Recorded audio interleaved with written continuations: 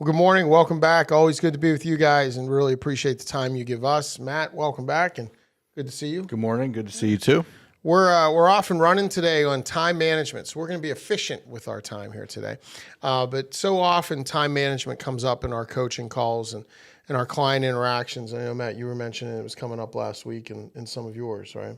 Yeah, and it usually doesn't come up as I need better time management. We find it with just can't get to prospecting, or I need to be doing more coaching as a sales leader. I just can't seem to get there, or a sales ops role. I find myself just doing and chasing and coming in, and there's a million things that I have to respond to and all the calls. So not necessarily even time management, but we find that that's the root, that scheduling, that time management, that controlling the calendars is really a root cause of many things that people feel. Yeah, and we oftentimes in our coaching say virtually every challenge we face comes down to one of two things: great communication and time management. And that time management piece is, do you control your time, or does your time control you? Do you control your calendar, or does your calendar control you? And I think in too many cases, and by the way, we're not immune from this, right? I mean, I know I'm not immune from this. I think my calendar too often controls me. Mm-hmm. And as we come into this busiest time of the year, and that's where we are, believe it or not, it feels like just yesterday we were talking about time management because it was December, and we were saying, hey, here we go, new year coming up ahead, get ready for January. Now we're sitting here in August and we're saying, get ready for the end of the year. Mm-hmm. We're staring Q4 in the face. We have 1 month, what is today? It's, September starts later this week on Thursday, right? So we have 2 selling days left in August. We're coming into having 1 month left in Q3. And then we're into Q4. Where did this year go? And Q4 tends to be the busiest time of the year, right? Why? Well, it seems like COVID's for the most part over, I think. So like people are getting back together. So we're going to see the party season happen to some extent. We're going to have all the challenges of the holidays. We're going to have, but then you have Q4. You have closing, right? You have all this stuff we need to get done before the year's out. And what are we going to do to make sure we're ready for Q4? Mm-hmm. Well, and I think there's a point in there that I want to make sure that we don't gloss over, that a lot of people look at the calendaring, the time management for the beginning of the year. And they always keep kicking the can down the road if they fall off the horse and say, next year I'm gonna do it next year. I'm gonna be really good at it. I'm gonna really commit. I feel so convicted. Next year, here I'll look this way when I say that. Next year I'm gonna do it. And why? Use this time, and I hate to say it this way, but use this time as practice to get into a habit and get into a rhythm for that next year. But I think when we talk about time management, scheduling, again, I keep using multiple because I think there's a lot of things wrapped into that. The first step is knowing what's important and having goals. Far too often, we allow the calendar to control us of other things that are important to other people that get thrown on, that come in the door, that all of a sudden our day's over. So what's important? We talk about the 4 quadrants, Covey, and I think and the 4 quadrants, and what Matt refers to is every activity we do tends to be either important or not important, and then it tends to be urgent or not urgent. And if you think about those lined up on a matrix and forming a 4-box grid, too often we live in the important and the urgent. And I think our days are dominated by the important and the urgent. The magic quadrant, the highly productive quadrant, is the important, not urgent. And that's the one that goes. That's the one that gets overlooked. That's the one, because you think about all the things, the magical things that happen in the important, not urgent. They tend to be futuristic things. Prospecting. Right? Prospecting. Account planning, account management, right? That planning for the next deal, the proposal that we prepare to deliver and review, right? Preparing the proposal draft review with a prospect or a current client that we have some growth in. And we can't get the hyper growth in accounts if we're not being futuristic, if we don't have that future orientation. When we live in the urgent and the important, we're only satisfying today. We're dealing with our immediate needs. And what that does is that fuels adrenaline. That gets us a little bit addicted to the adrenaline rush, if you will, or it at least conditions us to live in that adrenaline rush. And I know sometimes when I'm sitting here and like, if I don't have back to back to back meetings and I'm looking at my calendar and I have 4 hours of free time to plan on a Wednesday afternoon, I don't always use it effectively and well because I'm not prepared for it. Mm-hmm. I didn't go into that and say from 1 to 2, I'm going to do this. From 2 to 2:30, I'm going to do that. And free time is so foreign to us, I think, that we sometimes get lost in what to do with it. At least I do. Yeah, and again, there are two things that, two lessons in that. I think you said what, 2 to 4, or whatever that block was. I think there needs to be preparation of how we're going to use our time Before it's on you. Exactly. And just to bring it to sales, I talk about if we're doing a prospecting block, how often are we preparing the prospect to look up the information, playing around in the CRM and looking up all the notes? So if you had a half-hour prospecting block, it's 27 minutes of research and prep and 3 minutes of calling. Which is one voicemail. Correct. Correct. So, I liken it to that. So, a big part that people forget, and it seems counterintuitive because we're putting something else on our calendar and scheduling something, but where do we prep for our days in our week? And furthermore, where do we reflect? Because we know that there are going to be different things that happen throughout our day, throughout our week that are going to throw it off kilter and that are probably urgent and important that we might need to move it around. But again, I think people throw it on a notepad and it's this priority task list that keeps getting bigger. Everything feels the same. So it's 1A through 1Z. Yeah. Right? Yeah. The whole list down's a 1. Yeah. So where are we? Where are we actually preparing our time? And then the reflect and review part is huge. I think that's one of the keys that's missing. And, we talk about when you plan the week, we're big fans of planning the week on Sunday night or whatever works for you. If it's Saturday morning, if it's Friday afternoon, but it's sometime before Monday. And when you plan the week, part of that, the inherent work that goes into planning the week is reviewing last week. Mm-hmm. What did I get done? What didn't I get done? Why didn't I get it done? Why are some of these things that I'm saying are priorities? Why am I not treating them like priorities? Why am I not getting to them? Why are they carrying through? That item that's been on your to-do list for 6 weeks in a row, why? What's getting in the way of doing it? So I think that the reflect part goes out the window too often. And as we move into Q4, and I know we still have a month left in Q3. I'm not trying to rush things. But as we're rapidly moving into Q4, now's a great time to reflect on what's gone well for me this year. What am I doing well? What new habit do I have that's good that I need to make sure I'm reinforcing and I'm scheduling, if you will? What's the challenge that's getting in my way? And, when we find ourselves in a challenging position with anything in life, time management applies to this as well.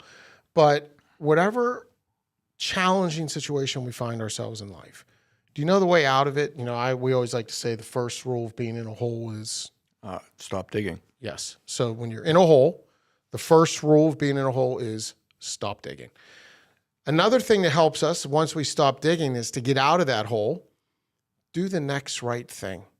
Think about how easy life could be for us if we just embraced doing the next right thing, whatever it is. For me, I sometimes just use this example yesterday in a coaching call with a client. I said, Saturdays are sometimes my weirdest day of the year or weirdest day of the week. Saturdays, I don't always do well. And it's when the times I don't do well, when I have bad Saturdays, it's when I get out of my process. Matt and I like to talk about sales process all the time. There's life process as well. And when I don't do well is when I leave the process, whether it's in a selling environment or a sales cycle, whether it's in a life environment. Mm-hmm. And, rigorous adherence to process gets us predictable outcomes, mm-hmm. right? So rigorous adherence to process also applies to Saturday morning. So occasionally on a Saturday when I wake up before everybody else in the house, I'm like, I don't want to disrupt Susie. I don't want to do this. Rather than getting in the shower, getting dressed, and starting the day like I normally do, I'm just going to go make a pot of coffee and sit on the patio. And I'm going to do this. I'm going to, do morning prayer, whatever it might be. what I find myself doing then is it's like noon and I still haven't showered. And now like I'm running somewhere and I got to do this and I'm out of kilter. I'm out of rhythm. And that's not good. So, for me, it's like that simple thing of just doing the next right thing. When I wake up, for me, I know the next right thing, take a shower, right? Just like get in the shower and then get dressed and then go do whatever I have to do. So it's that next right thing. And if we could do that in every situation in life, just do the next right thing, life becomes pretty easy. It applies to managing our calendar and time as well. Yeah, no doubt. And just a couple quick hitters before we wrap this up. And this is just based off some coaching and some things that have come up during last week.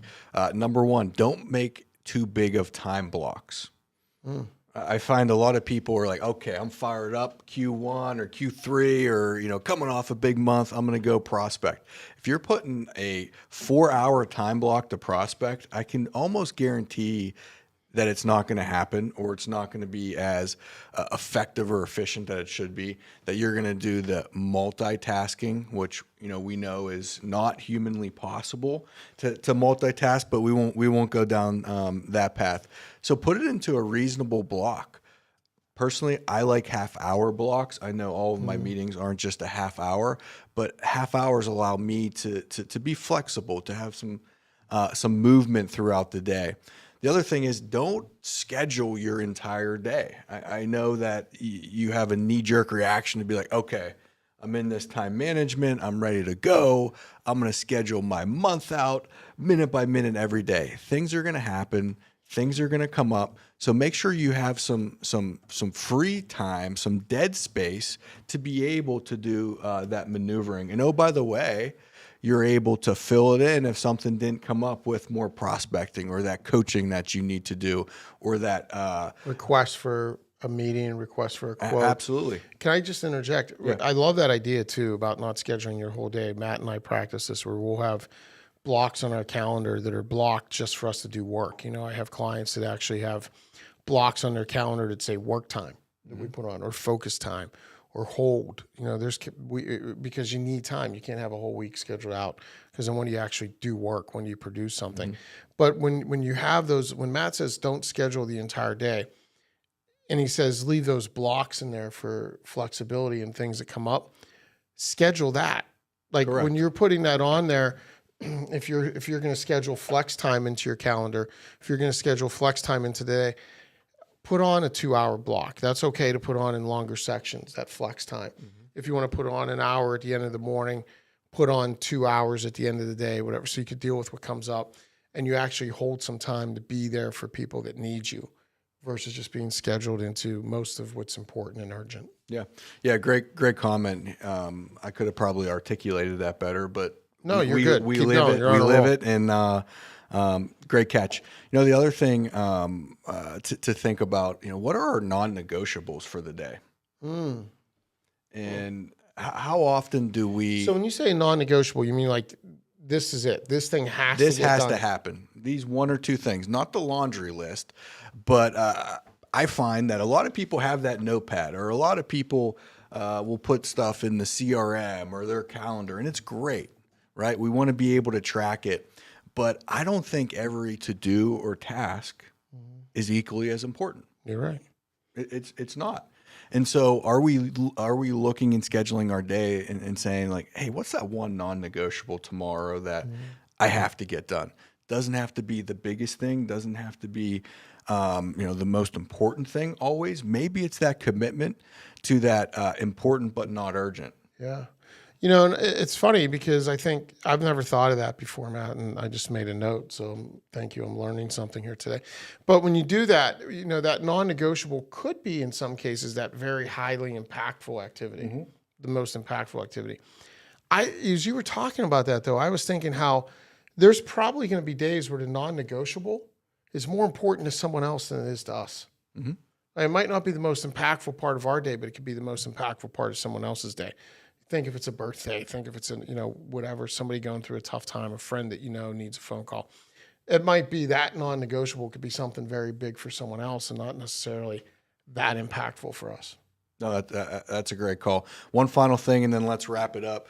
I did 2 or 3 sessions last week, and we just talked about the people were really good at scheduling their day, but they weren't good at respecting it.